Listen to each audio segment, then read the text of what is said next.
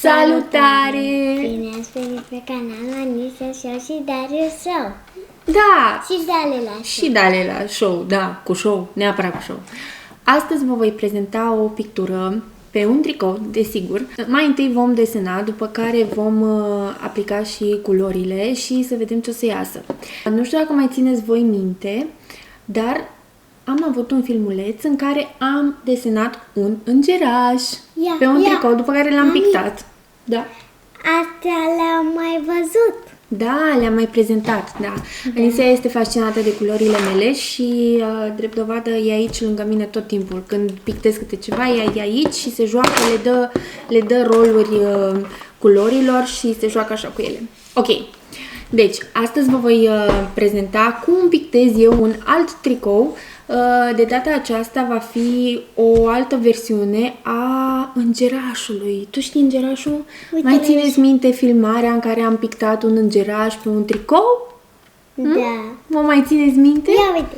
Da, și vi-l și arăt. Aici este îngerașul pe care vi l-am prezentat eu atunci. Gata. Asta este îngerașul. Da, pe acesta l-am pictat. Scrie aici, pentru? Geo! Bine, eu le-am desenat uite, acesta este pe 9 noiembrie și acesta este pe 10 noiembrie. Le-am desenat de super mult timp. Exact, hai că asta era surpriză.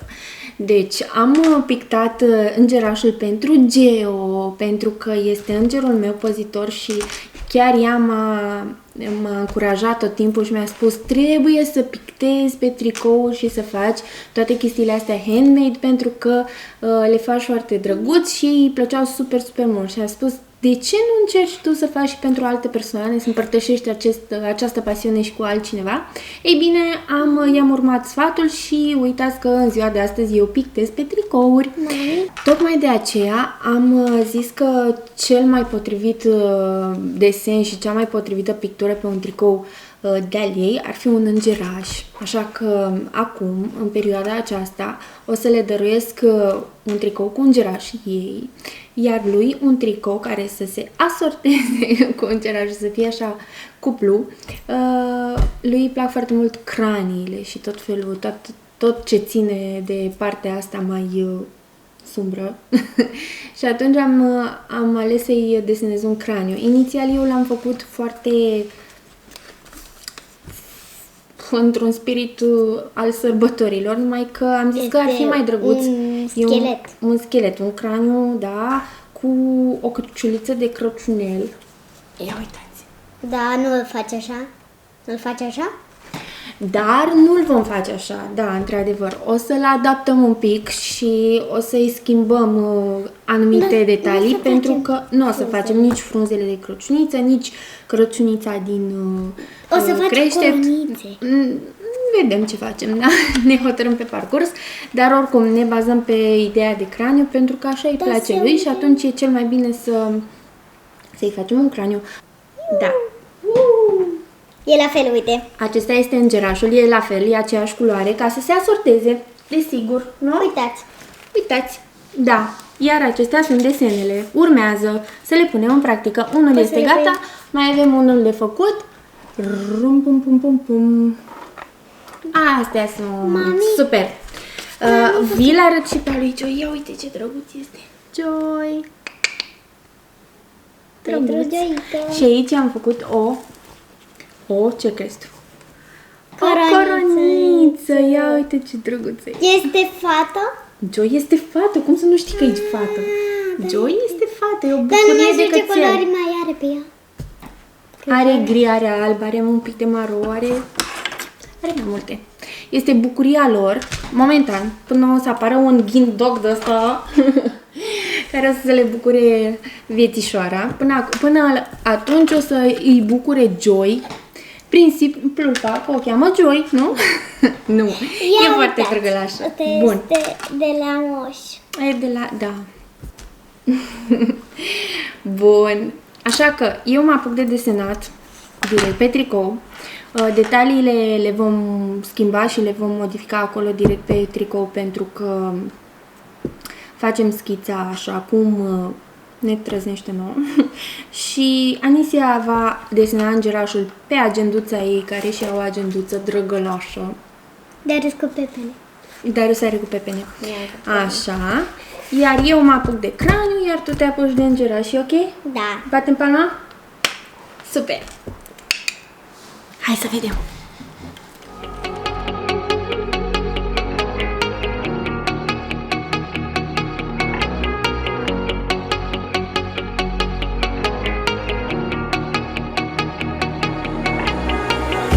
When I'm lonely in the dark, I know you are with me, yeah. Don't you see that I need you so much?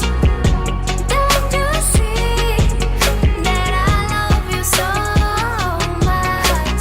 Oh na na na na, oh na na na na, darling, I need your love.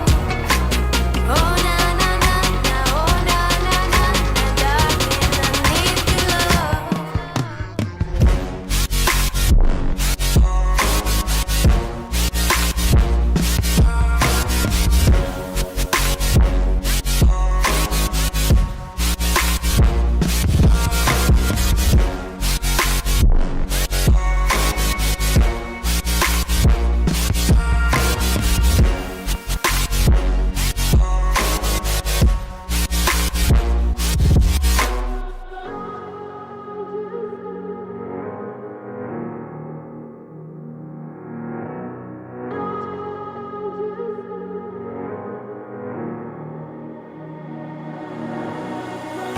When I'm lonely in the dark, I know you are with me, yeah.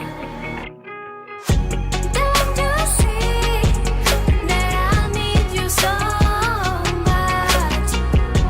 Don't you see that I love you so much? Oh na na na na, oh na na na na, darling, I need your love.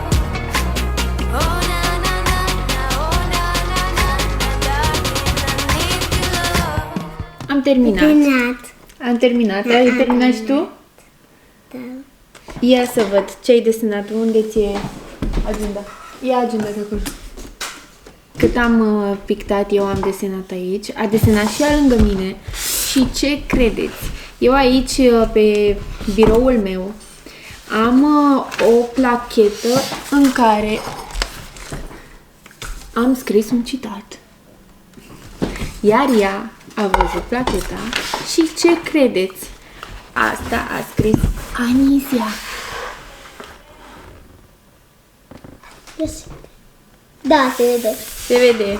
Deci a luat fiecare cuvânt important, da? Cele mai importante cuvinte? Asta. Bun, hai să vorbim despre tricoul meu. Am terminat tricoul și sunt tare, tare încântată de ce a ieșit. Într-adevăr, nu era nimic plănuit. Mie nu-mi place schelet, îmi place doar îngerașul. Doar îngerașul, da. Scheletul craniu, așa, e un pic mai sumbru, iar tu ești pe Flower Power și toate cele, nu? Ok. Deci, eu oricum îl desenam, schița mea era cu totul alta, dar pe parcurs le-am adaptat pentru orice variantă a anului și în orice perioadă a anului, ca să-l poată purta oricând. Mi-a ieșit tricoul, a ieșit super tare, îmi scoți ochii, o să fiu și o schelet. Bun, așadar, sunt 2 tricouri de suflet pe care le vom dărui acum, zilele astea, și abia așteptăm să le vedem reacția, să vedem dacă Și o să și colindăm. O să și colindăm. Pentru Geo și Cristi. Geo și cel cu craniu pentru Cristi, da. Sunt 2 tricoașe drăguțe și am făcut și lui Joy ceva. Da, o să vă arătăm. Dar până atunci, haide să arătăm cum a ieșit tricoul cu craniu al lui Cristi. Eu sunt craniu. Hai să vedem.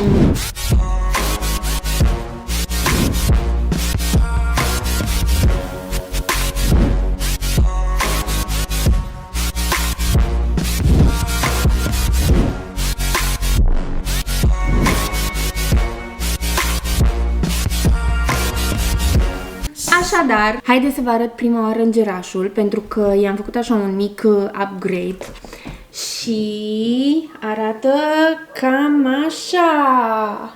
Vai, dar ce frumos! Vai, dar ce frumos e!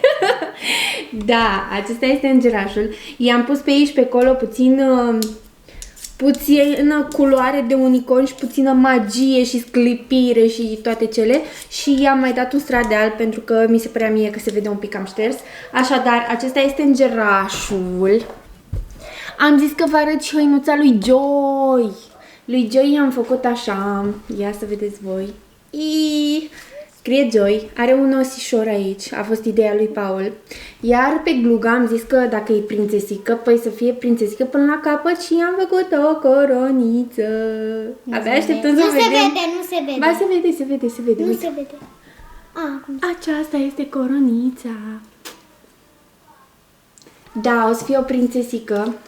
De fapt, este o prințesică, dar cu hăinuța asta o să fie și mai și...